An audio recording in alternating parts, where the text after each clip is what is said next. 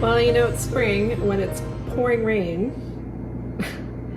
My original plan today was to work in the garden this morning because the rain wasn't supposed to start until this afternoon. But literally, as we were getting our shoes on to go out the door, it just started pouring rain. And I think there's been at least 3 or 4 systems that have gone through in the last 2 hours. So we will not be going outside today, unfortunately. Can you hear that? That's the rain on my skylight starting up yet again. So we kind of had a quiet morning this morning at home. It's almost 11 o'clock and I need to get some stuff done. So I decided today that we're gonna do some spring recipes, because why not? And I have some lemons that I need to use up. Lemon just screams spring to me. So we're gonna make some lemon biscotti. I love biscotti. And if you've never made it before, it's so easy. It's so easy. So I'm gonna show you how to make biscotti today.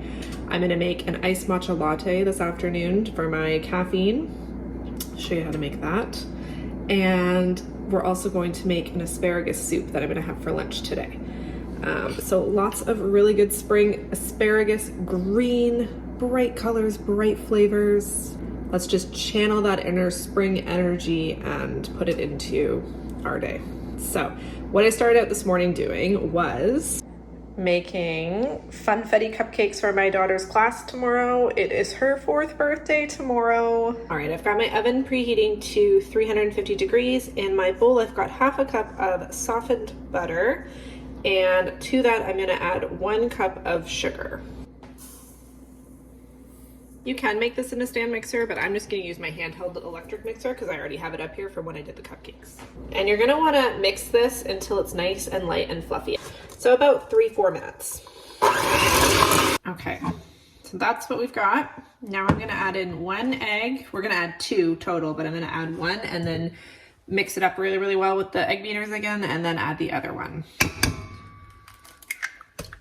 And yes, I crack right over the bowl. Probably not the smartest thing, especially if you get shell in there, but I trust myself for the most part. So I added in the second egg. I'm just gonna scrape down the sides of the bowl. And you can see how light and airy this batter is. That's because we mixed it so well.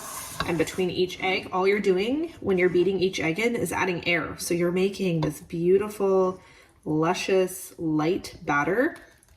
It's gonna be so good. I'm so excited. All right, now is the fun part. We get to add in the extracts. All right, so first I'm gonna add in the zest of 2 lemons, which I already zested. And oh, I love the smell of lemon. So I'm gonna add in all of this. Oh, we have a train going by. We live right near train tracks, so we always hear the train go by. And 2 tablespoons of lemon juice. Again, I already juiced the lemon as well. And then half a teaspoon of vanilla, but we all know how I love to measure vanilla. Bloop, with your heart. Now I'm gonna mix this up and then move on to the dry ingredients. Okay, so now I've got my sifter out and I've got, come over here. I've got, the flour in. We're gonna sift our dry ingredients into our mixture. I've got my little helper here too. I'm gonna sift the dry ingredients in. I've got 2 1/4 cups of flour. I had to do that off camera because you guys are sitting on my flour. Oh, okay. My assistant has to go pee, so just a second. I'm just adding in 1/4 teaspoon of salt and 1 teaspoon of baking powder. And we are going to just sift this in. And then you want to use a spatula at this point to just kind of incorporate it and fold it together. This dough will be a little bit sticky, just so you know.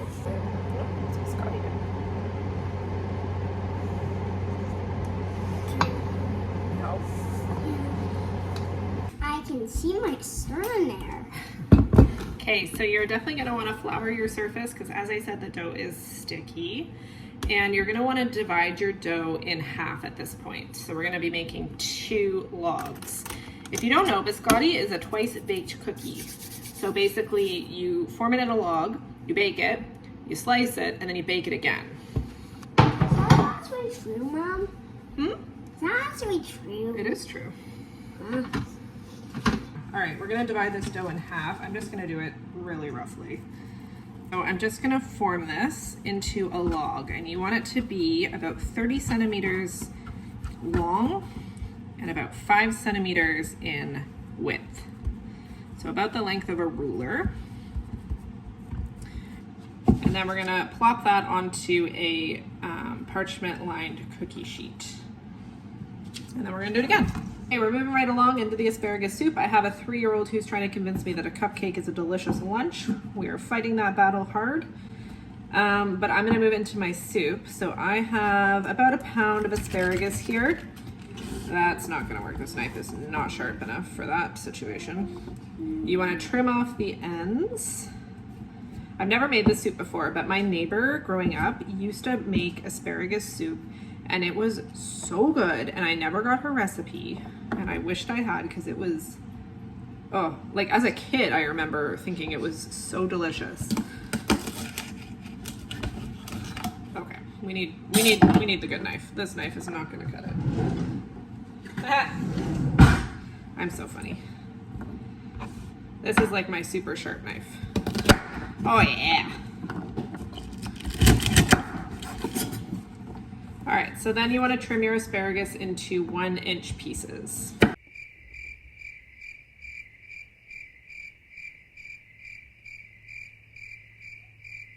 So I put my chopped onion in my pot with some olive oil, and I'm just going to cook these until they're translucent, about 3 to 4 minutes.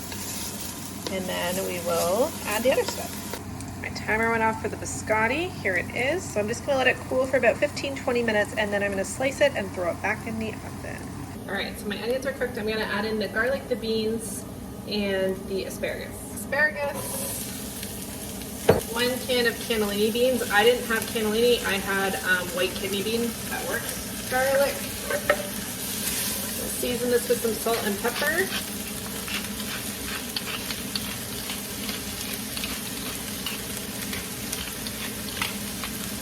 And now we're gonna add in our vegetable broth, 4 cups of vegetable broth. As always, I'll have all the recipes linked down below for you.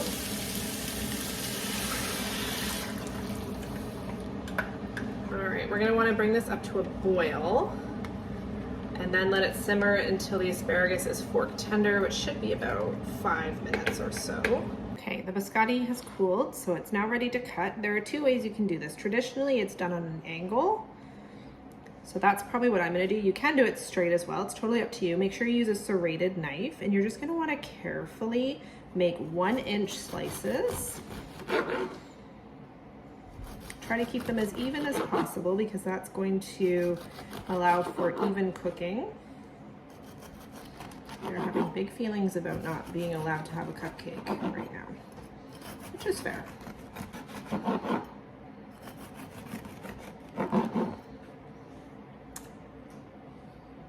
These pieces, these ones are for me. That's so good, that lemon flavor. Okay, I'm out of room, so I'm gonna go throw these on the pan, and I'll show you how I do that. Okay, so here's how I put them on the pan. The recipe says to put it cut side down, but then you have to flip it halfway through. So this is how I learned in the bakery. You stand them up, then they'll cook evenly. You don't have to turn them or anything. And because that they're already cooked, they're not going to expand. So you really only need a tiny little bit of space between each one, just so the heat can evenly distribute. But we're gonna throw these back in at 350 for 10 to 15 minutes. All right, my asparagus is fork tender, so I'm gonna go and throw this into the blender and blend it up. Yum, this looks so good.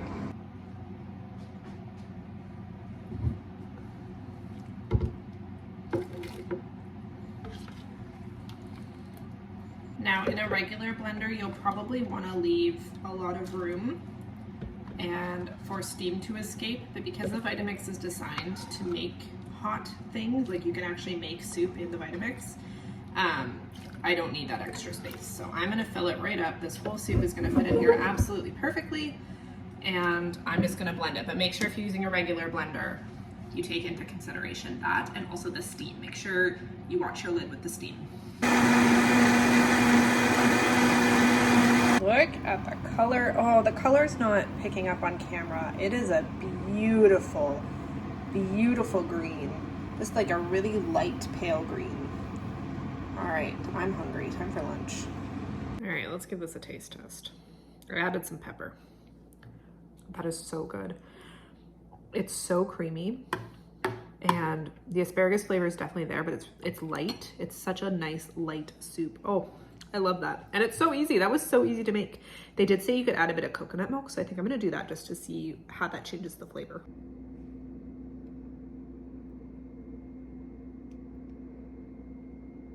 I had enough to give my husband a lunch for tomorrow, and then I still have some left over, so this will be my lunch tomorrow. It's really yummy. I'm so happy about this. All right, we are home. I am finally getting to make my iced matcha. So in my handy dandy mason jar, I'm gonna fill this with ice and then whatever milk you prefer up until about 3/4 of the way up. That's gonna be your base for your drink. This glass is dirty. Let's get a new clean glass. So I'm gonna fill this with ice, and I'm gonna use coconut milk. You can use whatever milk you want. I'm also gonna use some coconut syrup. You don't have to sweeten this with anything, but you can use honey, maple syrup, simple syrup, whatever you want to sweeten it, or no sweetener. It's totally up to you. Now I'm boiling some water. I'm gonna add as much matcha I see fit. I'm trying to block my daughter. A teaspoon and a half, up to 2 teaspoons, depending on how strong you want it. I usually use about 1.5 teaspoons. I'm gonna whisk that in with the hot water to make a shot. Now I'm blocking my other kid. You'll have about an hour. Oh my gosh, okay. All right, the TV's on because my children are feral. All right, so this is the matcha that I use. I get this at Costco. I really like it. And I put about 1.5 teaspoons in there. And now I'm gonna add my boiling water just to like incorporate it. You don't need a lot of water. If you have a matcha whisk, use that. If not, use what you got. And you wanna go back and forth quite vigorously. As I said, I'm adding coconut syrup to mine, so I just have the Torani coconut syrup, as much or as little as you like for sweetener.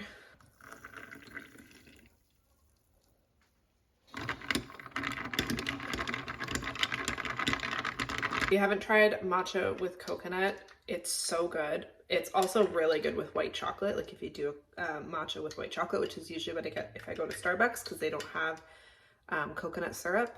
But this is so delicious and is definitely gonna fuel me until bedtime tonight. Now I gotta get started on dinner.